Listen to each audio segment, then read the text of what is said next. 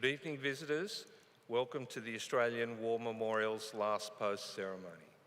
My name is Robert Adams, and joining us today from the Royal Australian Air Force is Wing Commander Stephen Wiedemann.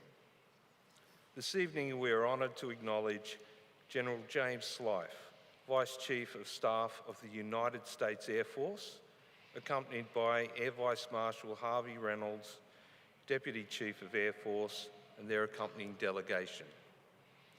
Dr. Susan Newhouse, Mr. James McMahon, and Ms. Rhonda Van Zeller, members of the Council of the Australian War Memorial. We also warmly welcome the Royal Australian Navy delegation, participants from the Advanced Combat Systems Supervisor course, and Mr. Greg Hood, representing the Air Force Association. As always, we welcome the veterans who have served, those that are still serving, and the families that love and support them. The live stream of this ceremony is made possible by the Returned and Services League of Australia and the RSL and Services Clubs Association. We welcome members who are watching the broadcast of this ceremony across Australia. During this evening's ceremony, wreaths will be laid at the base of the Pool of Reflection by visitors to the memorial. If you are able, please stand and join in singing the National Anthem.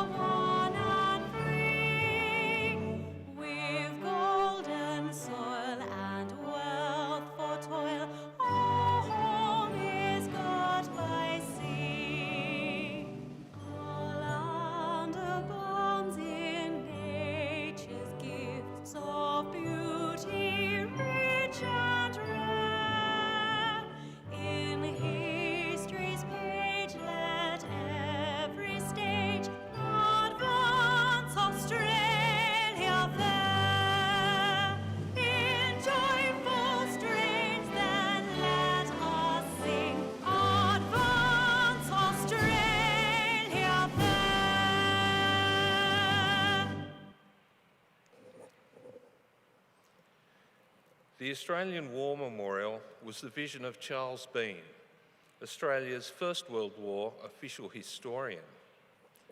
Bean landed with the Australian troops on Gallipoli and stayed with them at the front through to the end of the war. The idea of this national memorial and museum came to him at Pozières, France, in the depths of the bloody fighting of 1916. Bean's idea was that this would be a place where families and friends could mourn loved ones buried in faraway places. It would also be a place that could help all Australians understand what these men and women had endured and what they had done for us. Bean's vision, to which we remain true, is best expressed as inscribed in the entrance to the memorial's galleries. Here is their spirit in the heart of the land they loved, and here we guard the record which they themselves made. Tonight we'll read the story behind just one of those on the Roll of Honour, which lists the names of more than 103,000 men and women who have given their lives during war and on operations over more than a century. But first we present a lament, Flowers of the Forest. Wreaths or floral tributes will now be laid at the base of the Pool of Reflection.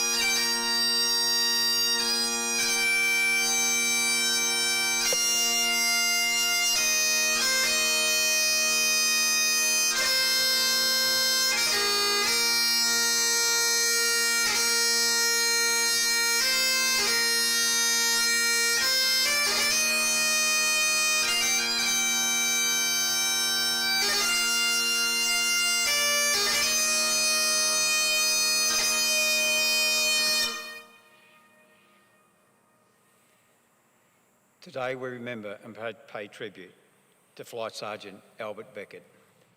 Albert Beckett was born on the 3rd of April 1921 in Launceston, Tasmania, the son of Albert Charles and Mary Ellen Beckett. He attended to Wellington State School and then Launceston State High School and went to work as an apprentice carpenter at W.W. Peirce and Sons. He was also involved in scouting and was a Sunday school teacher at the Memorial Baptist Church. On the 6th of November 1941, Albert Beckett enlisted in the Royal Australian Air Force. He began training as a wireless operator and air gunner, attending wireless air gunner school at Parkes in New South Wales and bombing and gunnery school at Port Pirie in South Australia. In September, Beckett transferred to No. 1 Operational Training Unit at Bairnsdale in Victoria, where he trained as a crew member on multi-engine aircraft operations. January 1943 started well for Beckett as he became engaged to Beryl Jean. In mid-June 1943, he finished operational training and transferred to No. 1 Squadron. Flying from bases in Eastern New Guinea, this squadron flew reconnaissance patrols and anti-shipping and bombing missions against the Japanese in the Solomon Islands and New Guinea mainland.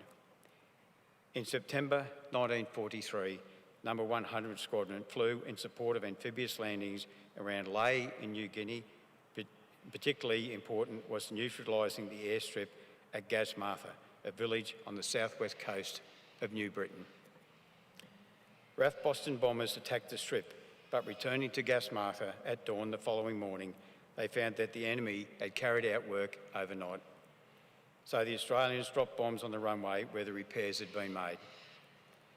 It is vital that the airfield be kept out of action as transport aircraft were due to drop the American and Australian Parachute Landing Force at Nazib, and aircraft were set down as part of the 7th Division as soon as the landing field could be made ready. Beauforts of No. 100 Squadron were ordered to follow the Bostons and press home their attacks on Gasmartha. A group of 10, protected by 8 Kitty Hawks from No. 76 Squadron, arrived just after 7 a.m. on the 5th of September. The Beauforts approached in a shallow dive and at a dangerously low level, but the Australians had often bombed this airfield and had not previously met strong opposition. But earlier in the attack had put the enemy defences on alert, and they now opened up with a sudden and unexpected heavy barrage of fire. 2 Beauforts were hit by enemy ACAC fire, and then flames and a black column of smoke were observed south of the Gasmartha airfield, signalling that a 3rd Beaufort had been struck. The aircraft in which Flight Sergeant Albert Beckett was serving as a wireless operator and air gunner never returned. All on board were later presumed dead. Flight Sergeant Clement Wiggins, Warrant Officer Russell Grigg, Flight Sergeant Gordon Hamilton, and Flight Sergeant Albert Beckett, who was 22 years old. With no known grave, today they are commemorated at the Rabaul Memorial. After the war, a search of the Gasmartha airdrome was made. While 2 of the 3 missing Beaufort aircraft from the strike were accounted for, it appeared that Beckett's aircraft had crashed in flames south of the Gasmartha Strip. Wreckage, but no remains were found in a large crater full of water surrounded by dense mangrove swamp. The lack of bones or other remains were unexplained by the large number of crocodiles in the area. Flight Sergeant Albert Beckett's name is listed on the Roll of Honour on my left amongst almost 40,000 Australians who died while serving in the Second World War. This is but one of many stories of service and sacrifice told here at the Australian War Memorial. We now remember Flight Sergeant Albert Beckett, who gave his life for us, for our freedoms, and in the hope of a better world.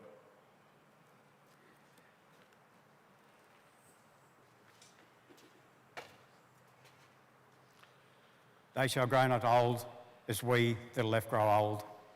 Age shall not weary them, nor the years condemn. At the going down of the sun and in the morning, we will remember them. We will remember them.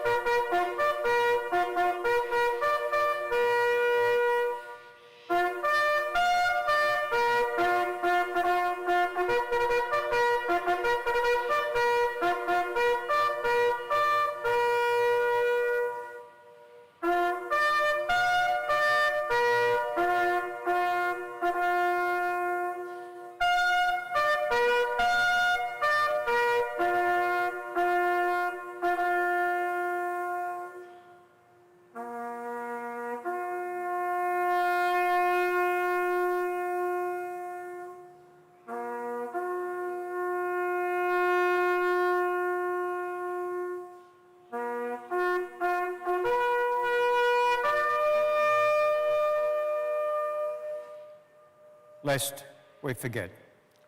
Lest we forget.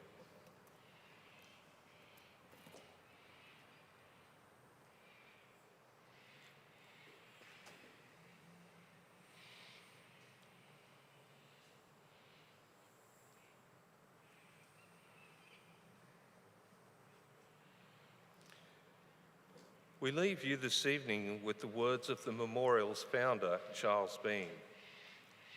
Many a man lying out there at Pozières or in the low scrub at Gallipoli with his poor, tired senses barely working through the fever of his brain has thought in his last moments, well, it's over.